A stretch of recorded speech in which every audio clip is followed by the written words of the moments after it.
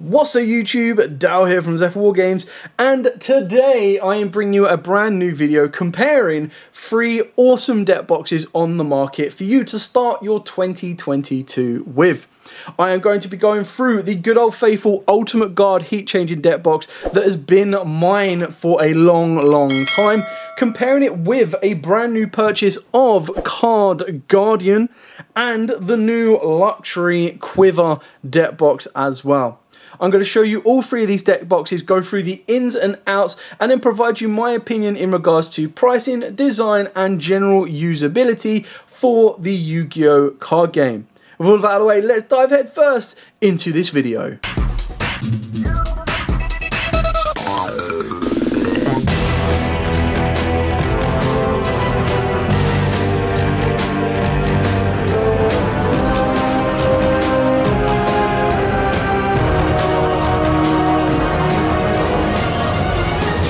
The trusted Ultimate Guard heat changing deck box allowed you for 80 double sleeved and 100 single sleeved cards. Retailing at around about $22.99. It is a little bit more difficult to find these now, however it did put in a lot of work.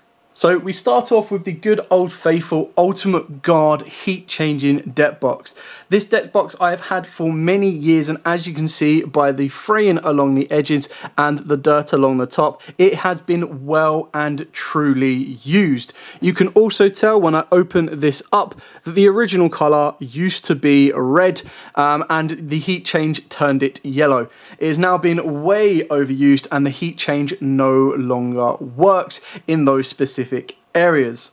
However, just for the purpose of comparing this to a well-used deck box compared to my brand new deck boxes, I wanted to kind of highlight how good this deck box has been for me, and if I could gain access to more heat changes, I probably would have picked up 1 or 2 more. However, its size is limited. As you can see from inside, it is not as effectively wide as the other 2 deck boxes, so it is more restricted. Plus, off the back of that as well, it is very difficult to add dice in this. You will be having to have a deck box of exactly 40 cards with a 15 card extra and a 15 card side, just so you can have dice settle in the side. In regards to overall protection for the cards, as you can see from the corners, every time it has bounced off the floor, it has definitely done that and protected my cards nonetheless. Off top of that as well, the design is very cool. I believe that the heat changing attribute or the heat changing effects that it did provide was quite cool and unique at the time of release. I feel that it has now gone past that and kind of no longer is a practical. It's no longer a practical usage, and this deck box will certainly be seeing itself fall down the rudder. The last little thing as well that we like to check is how well will the magnet snap still, and it still is very sealed shut, very tight, very strong. So the magnets have definitely put in their work. The magnets are still very usable right now as well. So this deck box is definitely one that has stood the test of time. In regards to pricing, at £22, it was pretty much at the higher end of the cost for deck boxes itself, and the fact that it doesn't have a designated dice area or token area could be a little bit restricted depending on what you're looking for in comparison to our other 2 deck boxes. Other than that, very good deck box. If you can find them, I would advise you to pick them up. But let's start comparing it with the next one, which will be the Card Guardian. Can fit up to 100 double sleeved or 120 single sleeved cards, alongside the fact that its price is only $13.99 and was available on Amazon. Now, as you can see from the insignia, it's actually really nice detail on that, and it is hatched, so it does have texture along the side as well. I do like the colour variations with the black and the red. It is one of the colour combinations that did draw me to it. This deck box can contain a little bit more in comparison to the Ultimate Guard. It does look relatively the same size, but when you actually look at the stitching boxes themselves and the size of the deck box, it is just a little bit bigger and a little bit more space in order to fit extra cards. Off the back of that as well, it does have a very nice, this one does actually have cards in them. It does have a very nice interior as well, with a nice little flocked red, and then of course the logo insignia again as well. Definitely a card getting banned. Off the back of that as well, it is hatched and it is very sturdy. Decent cardboard all around, and it does have a very nice flip fold as well, so it can go all the way down. The only issue with this, in my opinion, is it is a little bit rigid, so it doesn't fall out flat, which can be a bit of an issue sometimes, trying to keep everything open while you're trying to make your deck changes as well. Now let's listen to the magnet flip. Not as strong, in my opinion, as the Ultimate Guard. And you can see the flop that I was telling you about in regards to this. It's not as, like, it doesn't full flow. Now, let's check.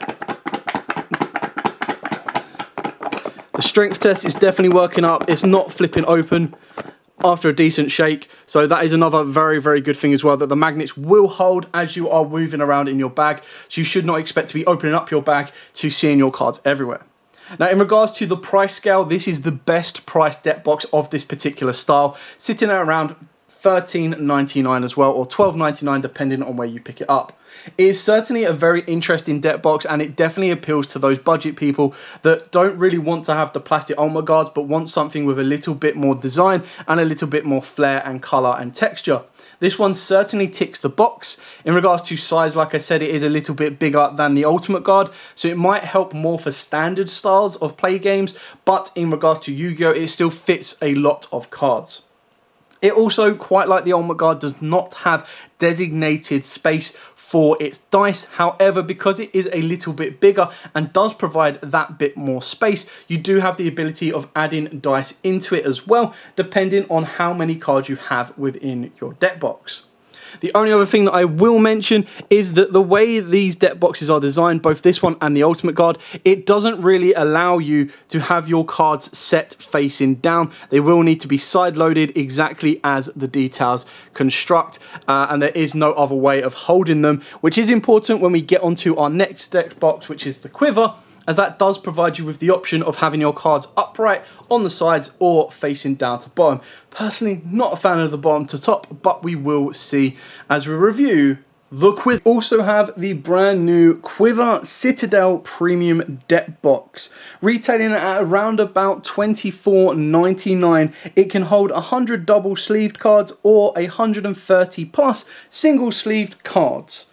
Now, the Quiver deck box is a brand new deck box that I noticed when I was searching Amazon for new deck boxes, and due to the price of it sitting at the higher end of £25 for a deck box, I wanted to make sure that I was 100% set on buying a deck box like this before I made the purchase.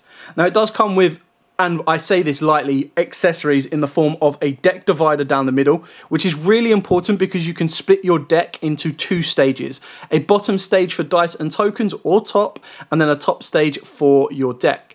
Now, keeping in mind, this will only work one way. It will only work if you are playing the deck from top to bottom rather than side loading it. It does also come with this little elastic band. The idea of this is that it does fit over the deck box to keep it more contained. However, I haven't really at the start seen the use for this, and it does seem a little bit like an additional step of protection for no real reason. So, let's start looking into this particular deck box in a bit more depth. One big difference between the two other previous deck boxes is size-wise, it is the biggest of all of them. It definitely contains the most size, not so much width, but when you hold it upright, it kind of matches the card Guardian. It does have a very nice padded leather texture around it, and this is again where it sets itself out from the other deck boxes. Is where the other deck boxes have a flip and drop, this one actually is fully detachable and will lay out flat as well, which is quite nice, but can also be considered as quite fiddly. You can also see how far down the depth grooves go, so that even if you did decide to side load your cards or top load your cards, you will have easy access to get them out, which is very, very interesting. We will try and do that now with a selection of cards to my side. you will see that there is an awful lot of space towards the top of this as well. So this is how much extra space we have if we're trying to top load these. Also keep in mind that because I have top loaded them, I'm only going to be able to grab down a certain length. The rest will then need to be tipped out, which isn't exactly ideal in a tournament scenario. So it does look that with the Yu-Gi-Oh cards, it is going to restrict itself to being bottom loaded only. You can also see here that there are little grooves and indents in here to kind of limit the width towards the bottom. Now, why is the bottom just as important, or a kind of nice little factor? Well, if I did want to side load, I could actually put this bit of plastic in and filter it down. There we go, let me just take it off the rotary, there we go. So I filter it down, so it means at the bottom I could hold dice and token. It would then allow me to drop the cards in. Now the other question is, if I do that, you will see that the cards actually stand out. There's no way of having the plastic implemented in, even with its little gap there, and the cards being placed upright. So if I want to have the divider in, my cards are going to need to go downwards. There we go, let's try and put those in correctly. There we go. And again, by doing so, you'll see that there is a very hefty gap from the left and the right. So this is definitely designed more for standard size cards. Even then, the height-wise of this particular deck does near enough go top to bottom. So it will be a very snug fit. It does also contain a frosted glass window, and you can put the name of the deck or your particular name on that as well, which is kind of a nice little addition. So it does have some gimmicky features. There is a way, of course, that I can just lift this out and have my entire deck ready to go with all my dice and token below. Now, this little section here, which is the padding that goes around the deck box, entirely comes down to your personal kind of, not play, but your personal kind of feeling when it does come towards deck boxes. And what I mean by that is it is magnetized around the majority of the sides, but it's whether you like taking the entire padding off or not. You do have the option to see and open up the deck box without taking it all off, and you can see that the full flap does come down and can be laid straight or bend back on itself, meaning that you do not have any real issues in order to kind of maintain. You can obviously take it like that as well, so you do get a bit more playability with your particular backdrop should you need to. Now the magnets do sound very, very strong. Just by listening to that flap, it does sound strong. Plus it has, if we actually look into it as well, you can just about see the rivets that they're going to have 4 magnets on this side here. There are no magnets on this side here. The only other magnets are on the bottom there, and you can see that they have a nice little diamond pattern there. So it does mean that the magnets are specifically placed in order to be flat. So it doesn't mean that you can take this off and magnetize it in a different orientation or a different route. But it does also mean that you could, in theory, lay this down here with your deck box open with your tokens, and then you have a padded bottom as well. As with all the others, it does contain its logo on the middle, right at the top as well, in a nice kind of stand-ins. This one definitely is the more premium in my sense. I would say that this has more padding. It definitely has more of a luxury feel to it. However, I feel that most of its components are not really suited for Yu-Gi-Oh! And are probably more suited for Magic the Gathering or, of course, Pokemon. That being said, I do really, really like the way the Quiver logo is on the outside here. And I did kind of like the prospect that without actually having a designated dice tray, just using something as simple as this separator would be able to provide you that as well. My only disappointment is the fact that if I wanted to sideload my cards, although I can actually sideload them nice and easily, it does give me a bit of space to play around with. I'm not too sure if I would actually want that to be the case. So it does give you a little bit of difference to think about as well. Now let's try a shake test. This is not a loose fit-in magnet. They are very, very sturdy and they are not going anywhere, which does beg to question, is the actual elastic setting worth it? To me, no, it's not. So if you're telling me that I'm paying an extra £4 or £5 for this, I think you can get rid of it quite easily and the deck box ultimately becomes cheaper. So that is my review on the free deck boxes. Let's start comparing the three side by side and looking at the most important components of which one takes the top spot. Okay, so first off, we had the good old trusty Ultimate Guard deck box. This one has served me incredibly well over the previous time. It is the exact right size for me personally. It does mean that I need to contain my dice in my mat tube, but that is no big issue. It's definitely served up the test of time, as you can see by how much it has been used. There have been a couple of times when this has fallen out of a bag, and sometimes it's popped open, but never anything too much. In regards to pricing point as well, I feel that it is at the higher end for our smaller looking deck boxes. When you kind of compare the level of luxury that you can kind of get with the Quiver in comparison to the Ultimate Guard being the same price, I feel that I should be getting a little bit more for my money, and I'm probably just paying for the heat changing ability.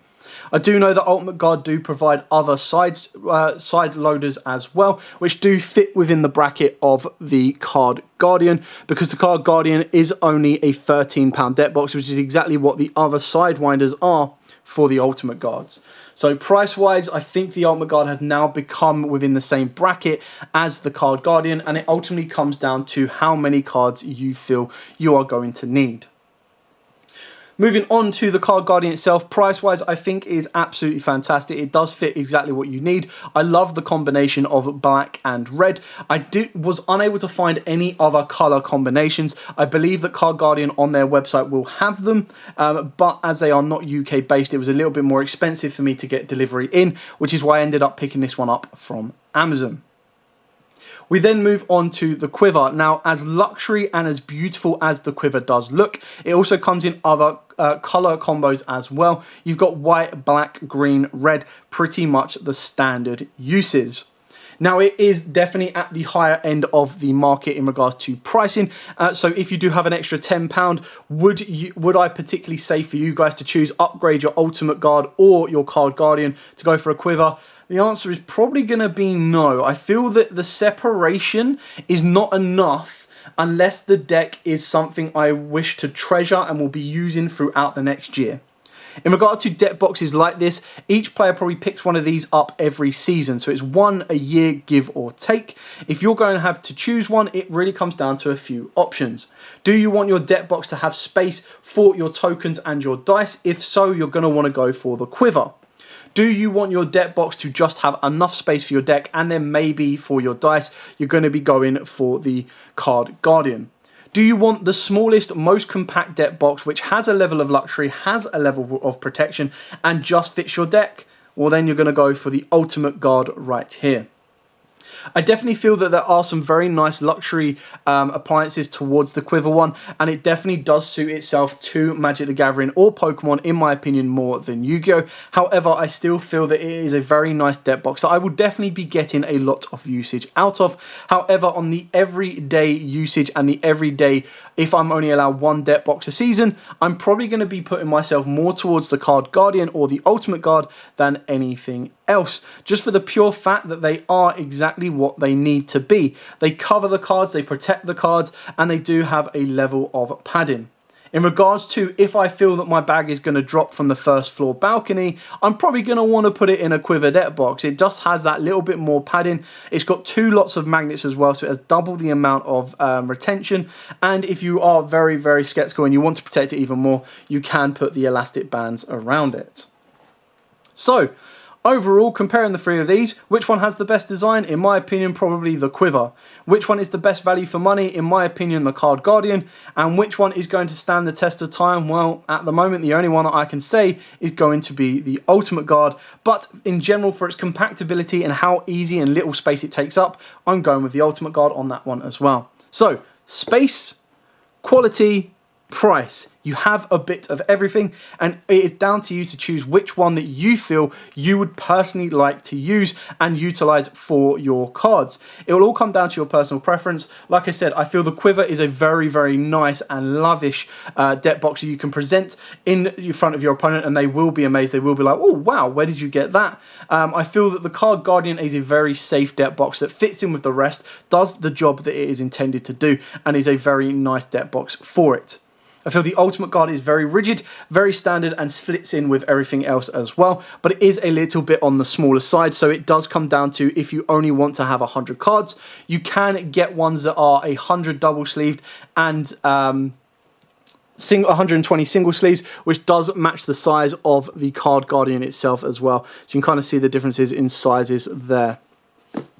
So, putting them all together, I am going to thoroughly enjoy using these deck boxes going forward. The Ultimate Guard is still going to be very utilised, as it is a very nice compact deck box. The Card Guardian is my current brand new deck box to be utilised as well. But as you can see by the heights, they are all exactly the same. I am highly tempted to try out the Quiver and just see what different uses I can get out of it, how many tokens, how many dice, how many counters I can fit alongside my deck without it rummaging around with additional space.